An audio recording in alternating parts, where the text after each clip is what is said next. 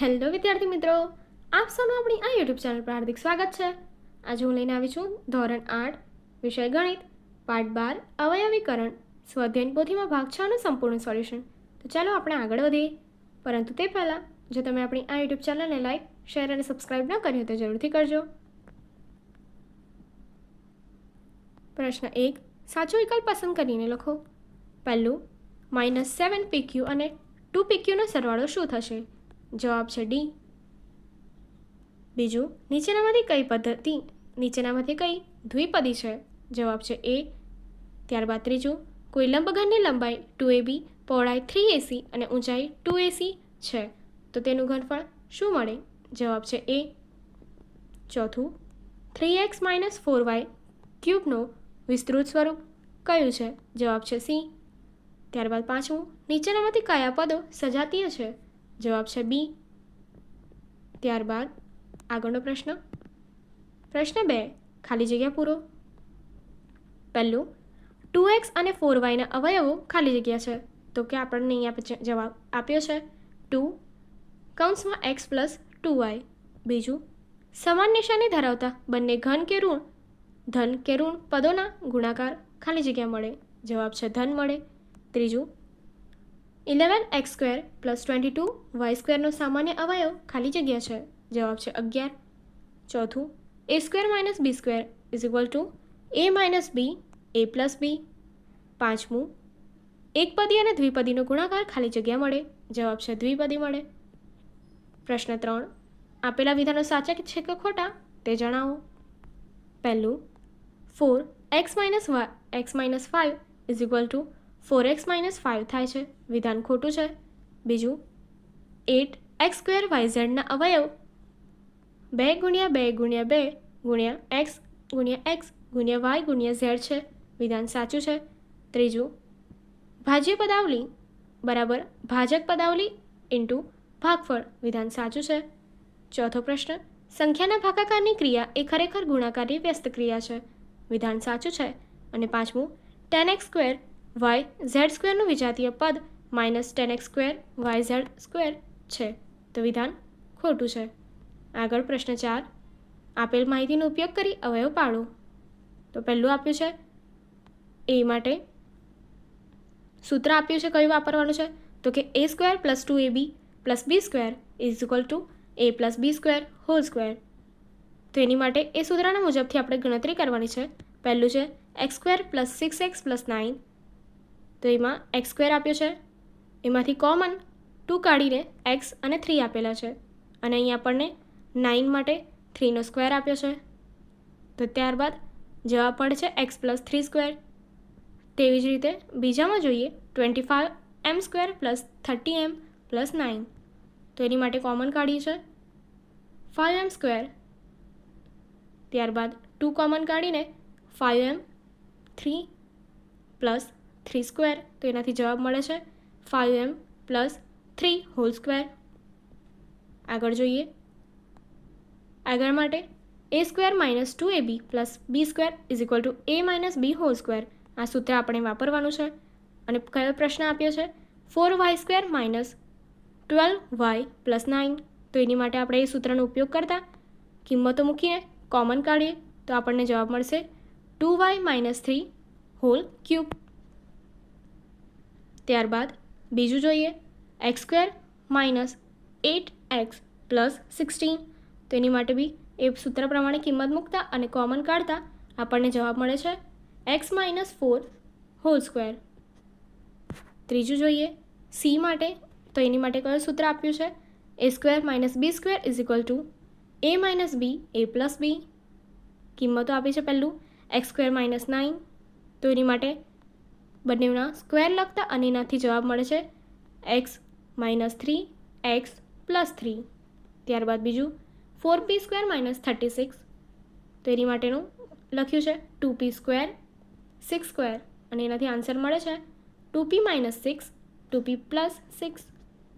તે જ રીતે એમાં ત્રીજું જોઈએ m4 - 1, તો એવી રીતે કિંમતો મૂકતા આન્સર મળે છે m - 1 m + 1 × m² + 1।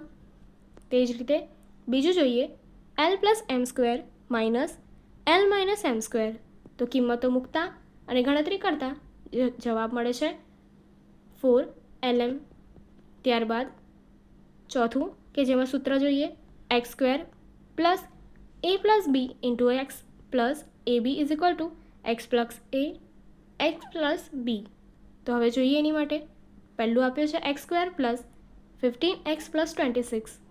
તો એનાથી જવાબ મળશે કિંમતો મૂકતા એક્સ પ્લસ 13 એક્સ પ્લસ 2.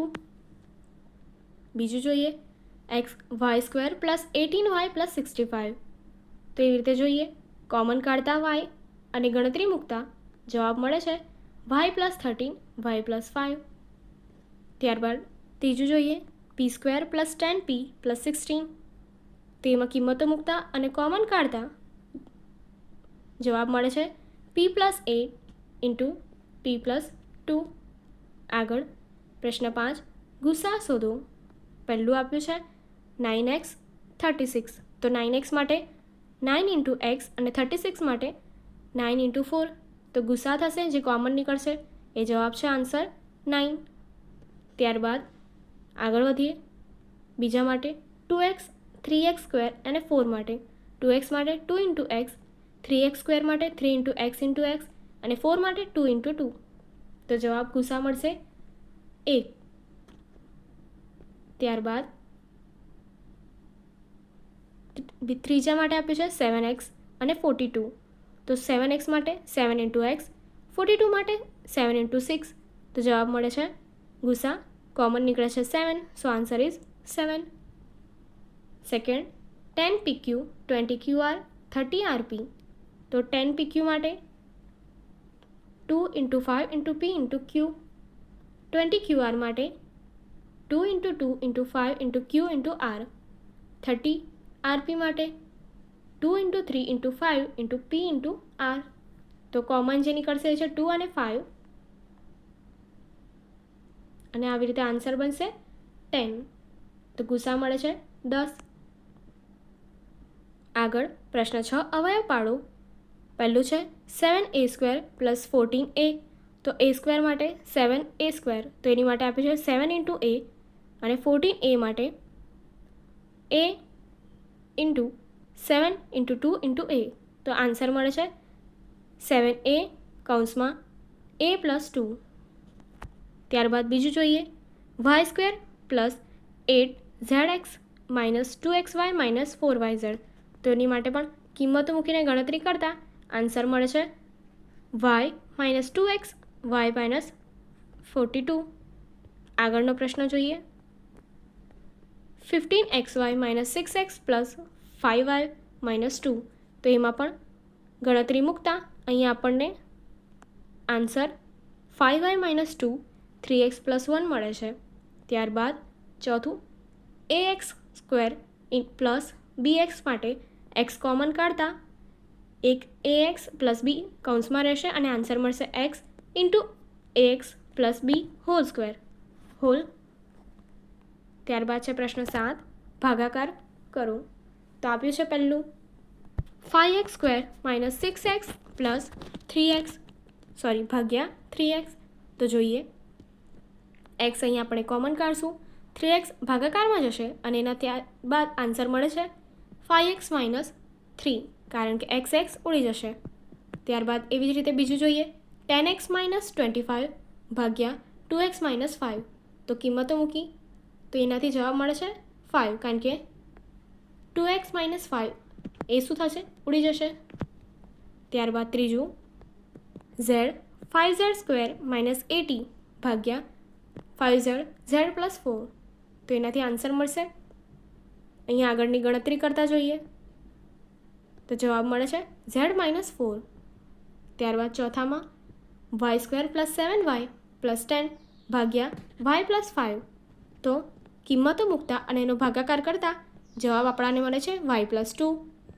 હવે આગળનો પ્રશ્ન જોઈએ એક લંબચોરસનું ક્ષેત્રફળ x square plus 7x plus 12 છે. જો તેની લંબાઈ x પ્લસ 3 હોય તો તેની પહોળાઈ શોધો. તો અહીં આપણને પહેલું કિંમત આપણને આપી દીધી છે જે ક્ષેત્રફળ છે અને એનું સૂત્ર મુજબ ગણતરી કરતાં જવાબ આપણને x પ્લસ 3 અને x પ્લસ 4 મળે છે. હવે લંબચોરસનું ક્ષેત્રફળ બરાબર લંબાઈ ગુણ્યા પહોળાઈ. તો અહીં આપણે ક્ષેત્રફળ મળ્યું એ લખ્યું છે. ત્યારબાદ લંબાઈ x+3 આપી છે અને પહોળાઈ શોધવાની છે. એટલે પહોળાઈને કરતાં આપણે જવાબ મળે છે ગણતરી મુજબ x+4. આગળ વધીએ. જાતે કરીએ. ચોકલેટની કિંમત x+4 રૂપિયા છે અને રોહિત x+4 નંગ ચોકલેટ ખરીદી. એક્સના સંદર્ભમાં તેના દ્વારા ચૂકવવામાં આવેલી કુલ કિંમત શોધો. જો x બરાબર 10 હોય તો તેના દ્વારા ચૂકવવામાં આવેલી રકમ શોધો. તો અહીં ચોકલેટની કિંમત આપેલી છે x+4 રૂપિયા. ખરીદેલી ચોકલેટની સંખ્યા તો x+4 નંગ. ત્યારબાદ એક્સના સંદર્ભમાં ચૂકવવી પડતી રકમ એ કરી છે તો કે x+4 × x+4. તો એનાથી શું પડશે? Whole square. તો એની છૂટો કરીને લખ્યું છે અહીંયા. ત્યારબાદ જો એક્સની કિંમત 10 હોય તો એ પ્રમાણે સૂત્ર મુજબ લખતા અને ગણતરી કરતા જવાબ આપણને 196 એટલે 196 રૂપિયા મળે છે. તો આવી રીતે ચોકલેટની કિંમત માટે 14 રૂપિયા અને ચોકલેટની સંખ્યા માટે 14 નંગ. આગળની એક્ટિવિટી જોવા માટે અહીં આપેલી એન્ડ સ્ક્રીન પર ક્લિક કરો. Thank you.